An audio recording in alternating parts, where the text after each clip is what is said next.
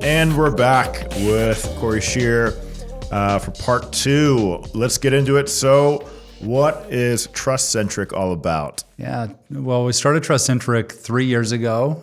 It was actually in a lot of ways in response to the deep, heavy grief that I was experiencing as a result of the loss of my dad. And about a month after his funeral, and then actually my dad and stepmom both passed away within the same week. So in that, I needed something to distract my time, and we were deep into COVID. This was at the beginning of 2021, and we did the double funeral out in California, and we actually did kind of a 2-part funeral where it was Colorado initially, and then we buried them with full military honors in California. So coming back from that after a few weeks, I needed something to invest my time and energy in that was outside of grief and COVID and all of that.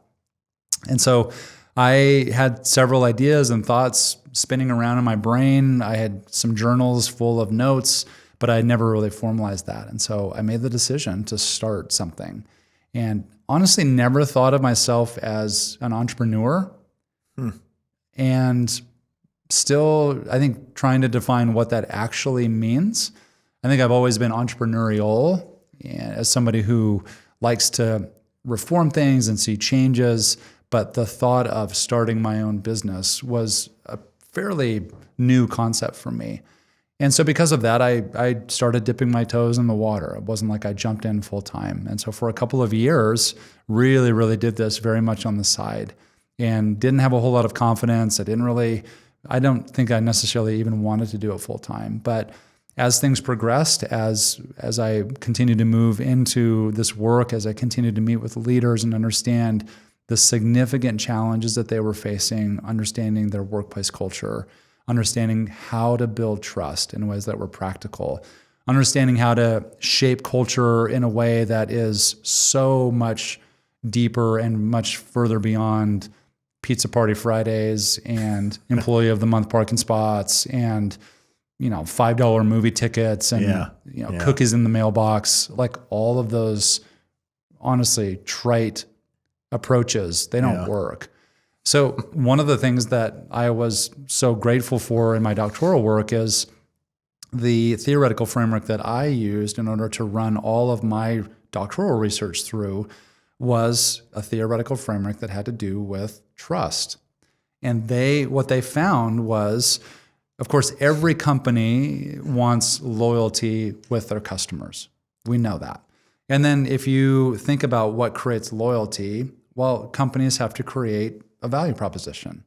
Is it worth my time? Is it worth my money? Is it worth my investment to buy this product or to have this experience? We interact with the conversation in our own mind about value proposition all the time. If we run a business, we're always trying to prop up the value proposition. And that was a phrase developed 50 years ago by somebody trying to articulate this exchange of currency for something, and then asking ourselves the question, is it worth it?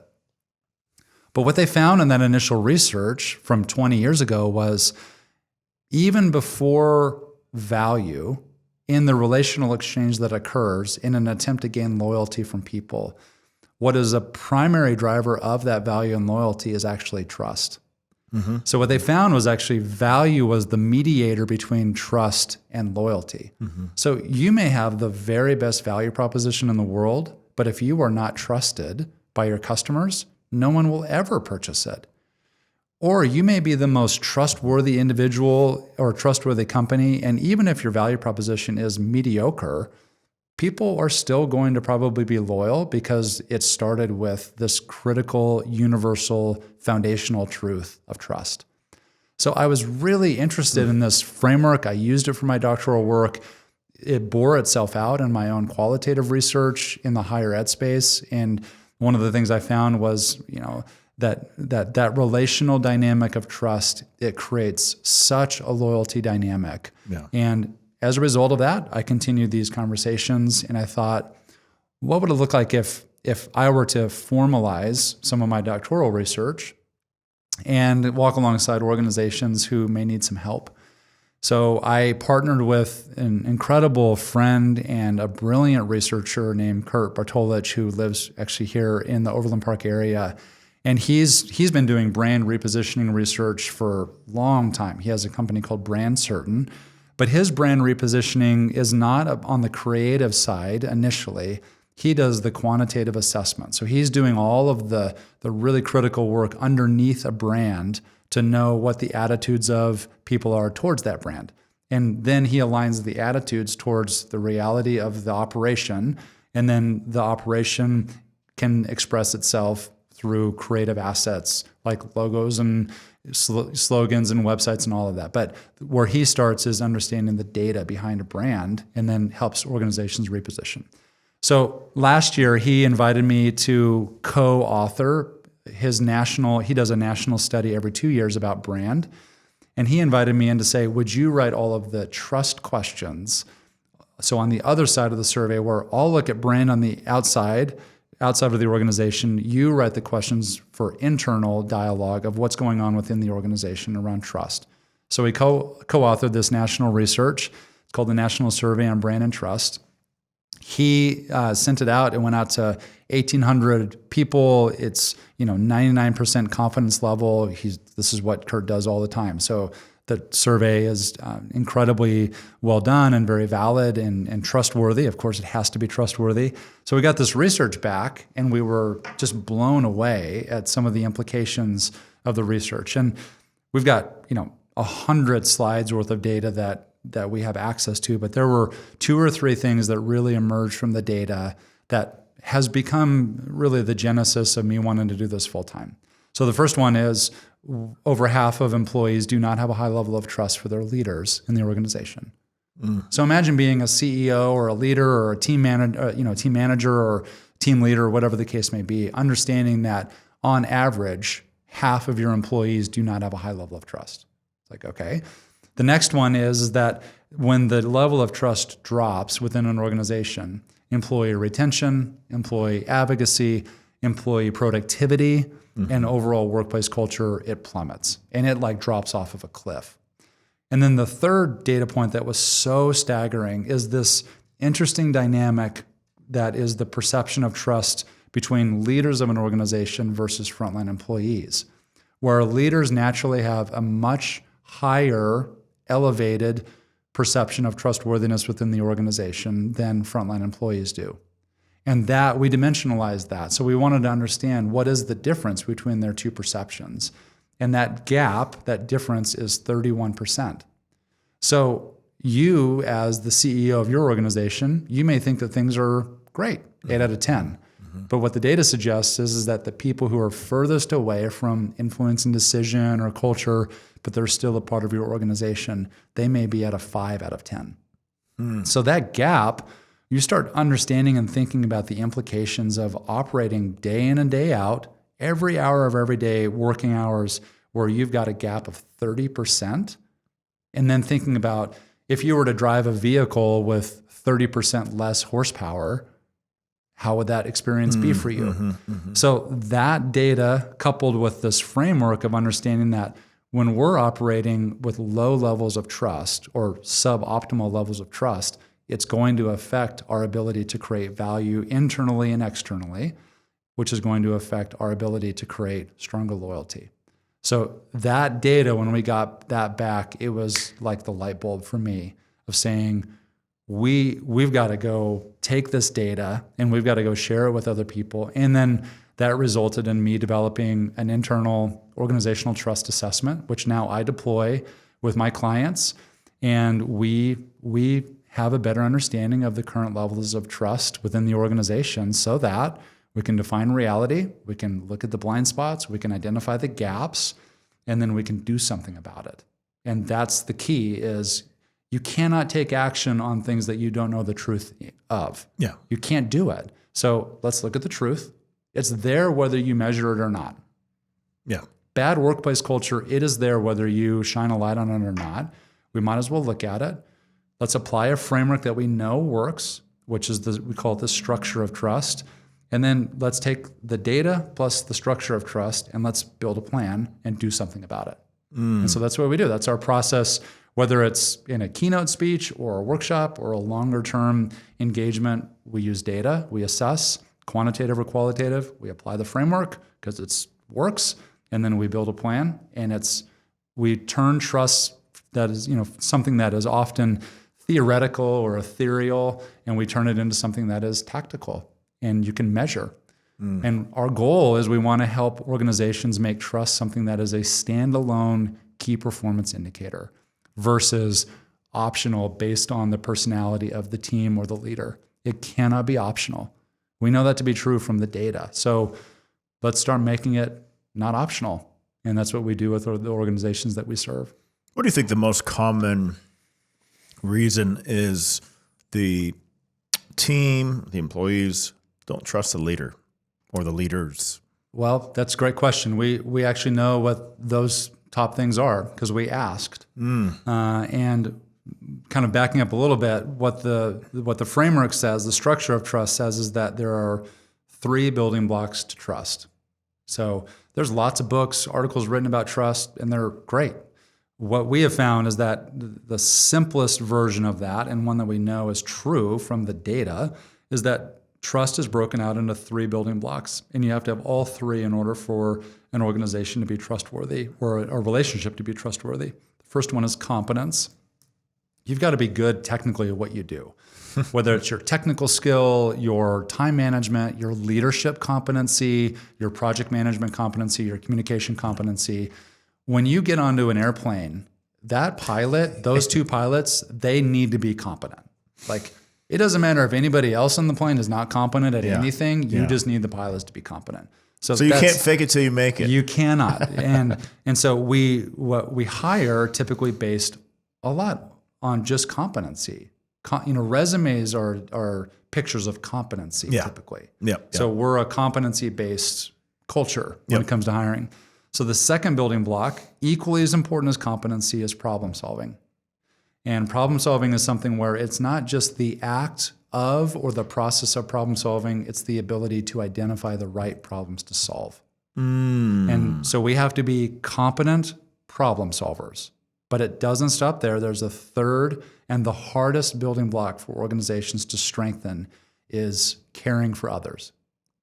So you may have the most competent problem solvers, but if they don't demonstrate care for others, empathy, active listening, looking out for the needs of the whole person, if you are missing that building block, what will happen is ultimately trust will start to crumble.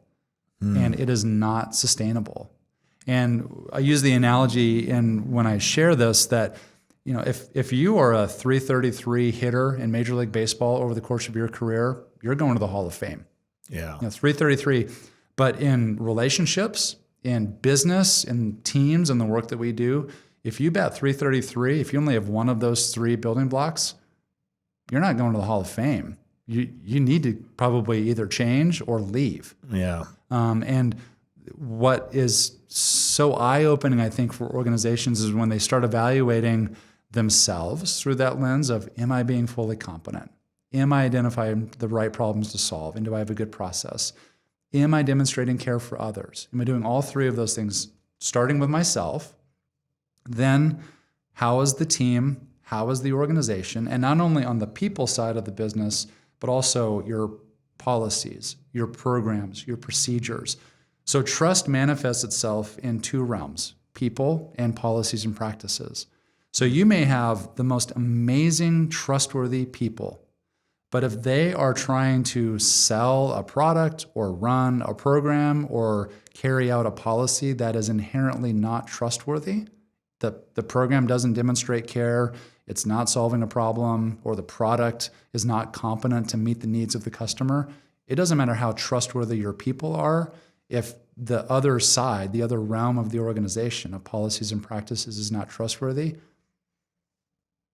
you will breach trust. You will lose customers. People will go elsewhere. Yep. And so even as I was walking in today, I was greeted by my own parking spot welcoming me to this incredible martial arts facility. I walk in and I'm like, it's clean. There's like pictures, testimonials, and I immediately stepped into an environment where I'm like, this is trustworthy. And even though my family, we have no experience with martial arts, Sure. I could envision myself going, if we were to do that, I would probably consider driving from Liberty to Overland Park in order to do this because I really like what I'm sensing right now. Our trust radars, we're very sensitive. Oh, yes. And we can pick it up quickly, but if we're not careful, if we get too entrenched into kind of the day-to-day status quo, creating efficiencies around our work, not being willing to have hard conversations, not being willing to listen, not willing to really think through problems moving forward, that's where trust begins to become more dull as far as the priority for that versus, wait a minute, are we being fully trustworthy with our people and our policies and our practices? So that's the work that I do. So the competency part, this seems to be maybe diving into things like making sure the details are covered, right? Not just kind of taking the sloppy approach with things, right? I mean, obviously for a customer, last thing you like, why do you think Apple is so successful? It's because the products, they put so much thought and research into the tiniest little details. It works. Things that you didn't even realize you needed. Right. It just works. But then when you have another company who cuts corners and they're like, oh, the customer's not going to care about that. They do. And you hit it on the head. This is what I firmly believe is, let's say somebody walks into your business and they're just not that detailed of a person, right? Mm-hmm. You know, they just live life kind of more freely. I actually am. I'm jealous of those people. I'm envious, but they come in, even though they don't live like that, they still feel it. Yes, They feel there's something different about this place. It's because the details are now in order. Yes, they've been taken care of. It's the people, it's the policy, it's a comprehensive approach to creating a trustworthy experience. Yeah. So the opportunity then is, how do you make sense of all of the potential definitions of what trust is? Is it that important? Is it personality driven? It has to be foundational. And it's not just because I'm passionate about it, it's because it's what the research says. Like it just makes sense. If you do not have a trustworthy person in an organization or a product, you will breach trust with your customers. No amount of value proposition is going to win them back. They will become less loyal. And so helping organizations understand that, it's a helpful framework. It becomes a lexicon to where it's almost like you're able to put on like a new set of glasses, a new set of lenses to go, what I'm sensing, whether it's really trustworthy or not trustworthy, like when I walked in today, I immediately thought, competent, they're solving a problem of, I know where to park, Bronson met me at the door wasn't locked, I'm not rattling the door to get over, here. But at the same time, I reciprocated it. I showed up on time. I confirmed with you last night. So there was communication competency to stem off any problems and we're also demonstrating care for each other. We're doing this all of the time. What the framework does is it just puts handles on it. Yeah. So that you can then literally be on the same page with your team and your organization and have a shared common approach to doing that. And so in that, the goal, the role of the model and the idea is it allows you to identify those gaps that you feel and that you sense in trust. And when we operate chronically in a trust gap, it's miserable, whether as a customer or as an employee or as a leader. It's terrible. And it's not about bridging the trust gap. Why waste the effort to build the bridge over a trust gap?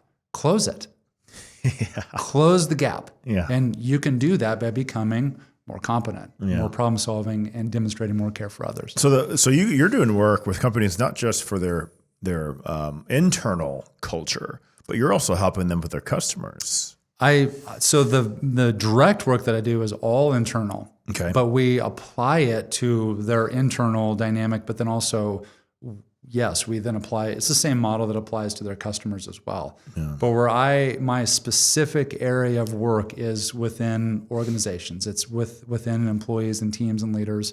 There's plenty of opportunity to stay internal. And then how do we activate that to where it begins to start living itself out in the customer experience. Because if you're really helping them think differently internally, then it's going to there's a byproduct of now I'm going to treat my customers differently. That's right. And Kurt, the gentleman that invited me in with Brand Certain to co-author this survey, he's always said, a brand, it starts from the inside out. Yeah. And no matter how sophisticated the company is and how shiny the object is, you have to start internally. And it's true for every relationship that we have. It has to start from the inside. So then with problem solving, what would be an example of what a company could do better to check that box, to fulfill that second one with their employees? The number one thing with problem solving that we found from our research was there is the gap in trust occurs when the leaders of the organization are not identifying the right problem to solve.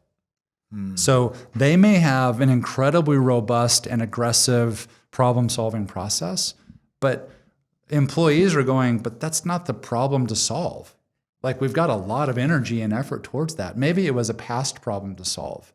Those status quo is one thing, but like the problems of status quo, if we're still trying to solve the status quo problems from yesteryear, I don't know if you've heard this quotation, but it's one of my favorites, which is the most expensive phrase in business is, we've always done it that way. Oh my, don't even get me started on that. Now, that doesn't mean that we shouldn't continue something because it's still working, but it should never be the only justification for a future strategy. Yeah. But if even our problems are rooted in the status quo, so we have to be very clear of what is the problem that we're trying to solve. Yeah. And then once you do that, then we have to activate the problem-solving process. And then as far as the third element of demonstrating care for others, the number one way to demonstrate care for others within an organization is by active listening. And it's not even close. It is striking how powerful active listening, appreciative inquiry, empathy is in order to boost trust within an organization. It costs you nothing but time and focus. There's no expense added to your line item. Just simply listen. But if you listen without action, or if you are listening and someone says, we should do this, this, and this, and as a leader, well, we can't really do that, tell them we can't really do that. However, let's revisit this in a month. We'll look at this issue again to see if there's any movement or if there's any change. That's my commitment to you. So the action may not be to solve the problem that is brought to you. The action may just be to initiate and begin a conversation with that individual. But it's listening actively. It's having empathy. It's having transparent conversations that are appropriate. It's not about full transparency on all details. It's appropriate transparency. And then the other element that's so vital for building trust in this building block of caring for others is by demonstrating care for the needs of the whole person. Physical, social, vocational, psychological, spiritual, and certain settings, of course. And so that comprehensive care for other people, it is rocket fuel for building trust. So as a leader, what if one of your team members comes to you with a problem? Right. And then you're going to be listening for the details of the problem, right? You're active listening through that process. As leaders, we don't want to fix their problem, do we? Or do we? I think it's very contextual. I think that is so let me kind of lift out just a little bit. I recently read an article from like 25 years ago, and it delineated the difference between leadership and management. And there's always the definitions and the debate and the LinkedIn post, like all of the things. Yeah. The difference between management and leadership. And of course, we know that we need to be both managers and leaders at the same time in certain situations. But what it said was management is about creating the conditions for deja vu. We've seen this before. We've felt this before. We know how to do this. We've got reports for that.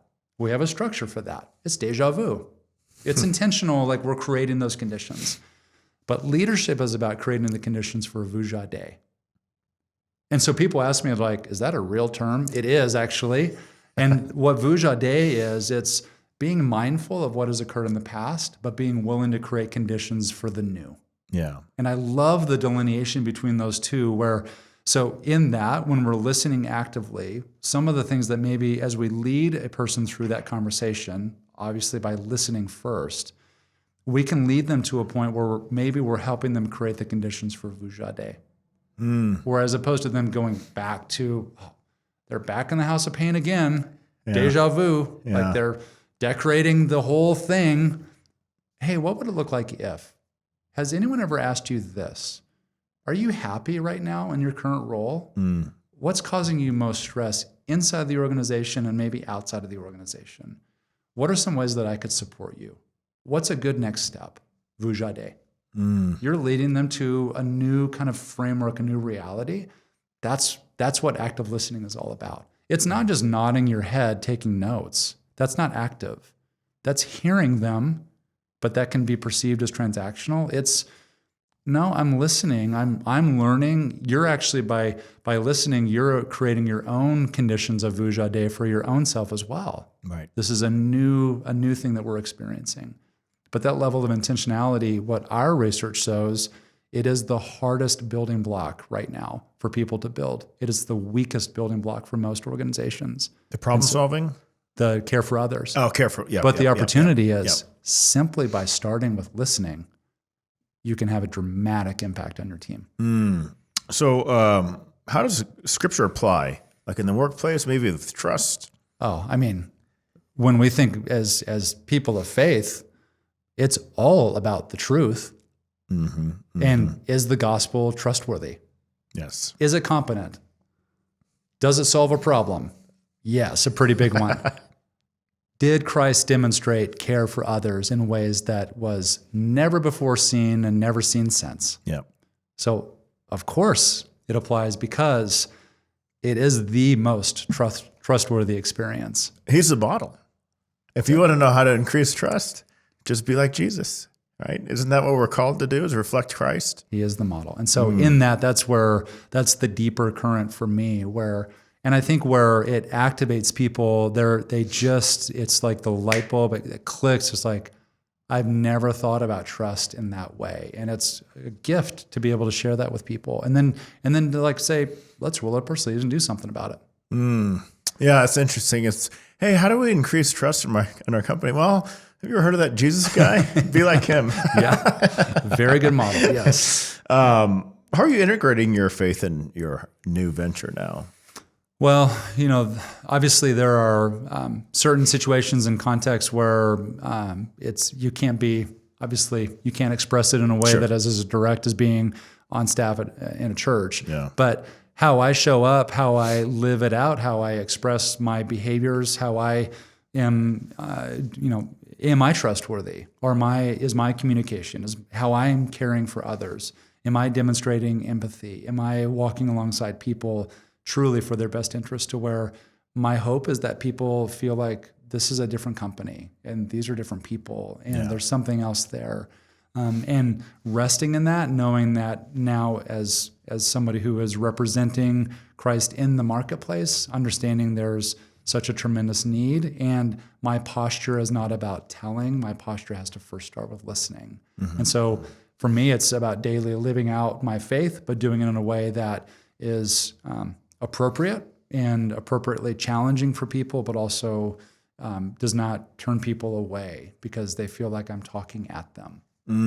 So, and it's a balance. Here's another way you can do it is by sharing this episode. Yeah. This is one of the main reasons why I'm doing this show. Yeah, it's great. Is just to let people know that there are people that are in their industry that have their faith. Yes. That they're strong in their faith, and we have the same beliefs. And I think that's much needed, which is, again, why this show exists. So how can our listeners learn more about your services at TrustCentric? Yeah, well, a couple of things. Number one, the website, TrustCentricConsulting.com, which you can get a hold of me, you can reach out to me, you can learn more about the work that we do. But I'm also really excited in the process of printing right now my book, and the book is called Closing the Trust Gap.